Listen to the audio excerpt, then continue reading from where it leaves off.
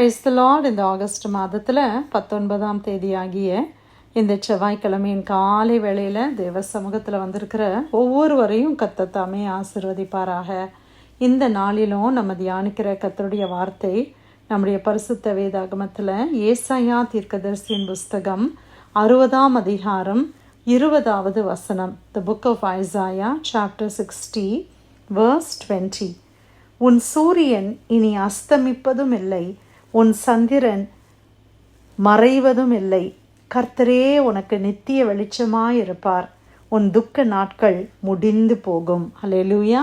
ஆண்டவர் இந்த நாளில் கொடுக்குற அருமையான இந்த வாக்குத்தத்தமான இந்த வார்த்தைக்காய் கர்த்தரை ஸ்தோத்திரிக்கலாமா? ஆண்டவர் சொல்லுகிறார், உன் சூரியன் இனி அஸ்தமிப்பதும் இல்லை, உன் சந்திரன் மறைவதும் இல்லை. கர்த்தரே உனக்கு நித்திய வெளிச்சமாயிருப்பார். அல்லேலூயா. சூரியனும் சந்திரனும் அது அஸ்தமித்து போவாது என்று கர்த்தர் சொல்லுகிறார். சூரியன் சந்திரன் எதை குறிக்கிறது? வெளிச்சத்தை குறிக்கிறது. சூரியன் இருக்கும்போது நல்ல ஒரு வெளிச்சம், நல்ல பிரகாசம் காணப்படுகிறது. சூரியன் அஸ்தமிக்கும் போது சந்திரன் அந்த இடத்துல வருகிறது இல்லையா? ஆனால் ஆண்டவர் சொல்றாரு, உன் சூரியன் இனிமேல் அஸ்தமிப்பது இல்லை. The sun will not go down. ஆண்டவர் சொல்கிறாங்க, உங்களுடைய சந்தோஷத்தின் நாட்கள், நல்ல மகிழ்ச்சியான நாட்களை கர்த்தர் நமக்கு கொடுக்கிறார். ஹல்லேலூயா. அதைத்தான் இந்த வசனத்தில் பார்க்குறோம். சூரியன் இருக்கிற நேரத்தில் நல்ல பகல் வெளிச்சமாக இருக்கிறது. அநேக காரியங்களை நம்ம எப்போ செய்கிறோம்? பகலில் செய்கிறோம். காலை பொழுதில் தான் நம்ம செய்கிறோம். நைட்டில் நம்ம வீட்டுக்கு வந்து ரெஸ்ட் எடுக்கிறது, சாப்பிட்றது, படுக்கைக்கு போகிறது, அவ்வளோதான் நம்மளால் பண்ண முடியுது இல்லையா? நைட்டுன்னு வந்தாலே அது நம்ம பாடிக்கே தெரியுது, அது ஒரு ஸ்லீப்புக்குரிய டைம். அதில் பெருசாக வேலைகளை நம்ம செய்வது இல்லை. பகல் நேரங்கள் அப்படின்னு சொல்லும்போது அது நல்ல ஒரு ப்ரொடக்டிவ் டைம். நம்முடைய லைஃப்பில் கூட நல்ல ஆரோக்கியமான நாட்கள் இருக்கும்போது நம்ம அநேக காரியங்களை நம்ம செய்கிறோம் இல்லையா? அதுதான் சூரியன் இனி அஸ்தமிப்பது இல்லை. சூரியன் அஸ்தமிக்காமல் இருந்துச்சுன்னா யோசிச்சு பாருங்கள். சிலர் நினைப்பாங்கல்ல, அப்படியே இந்த சன் பிரைட்டாக எப்போவுமே இருந்தால் எவ்வளோ காரியத்தை நான் செய்ய முடியும், எத்தனையோ காரியங்களை நம்மளால் சாதிக்க முடியும் அப்படின்னு நம்ம நினைக்கிறோம் இல்லை? ஒரு சன் செட் ஆகுது அப்படின்னா அந்த டே முடியுது இல்லை?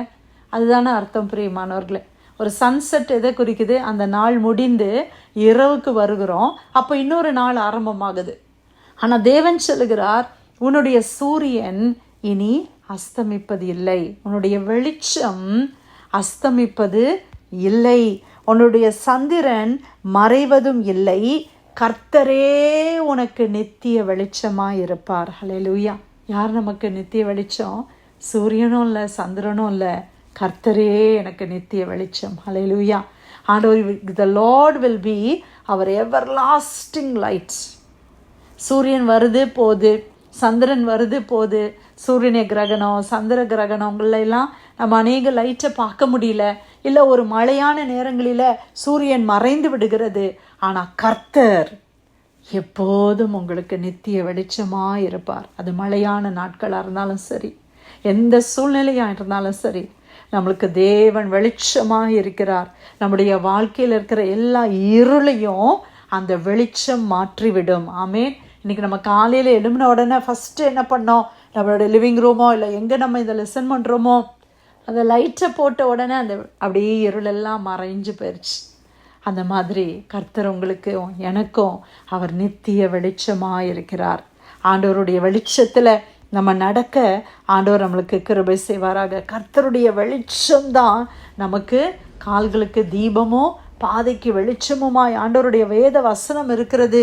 ஆண்டவர் நம்மளை டைரக்ட் பண்ணுகிறார், நம்மளை கைட் பண்ணுகிறாங்க, நம்மளை நடத்துகிற தேவன்.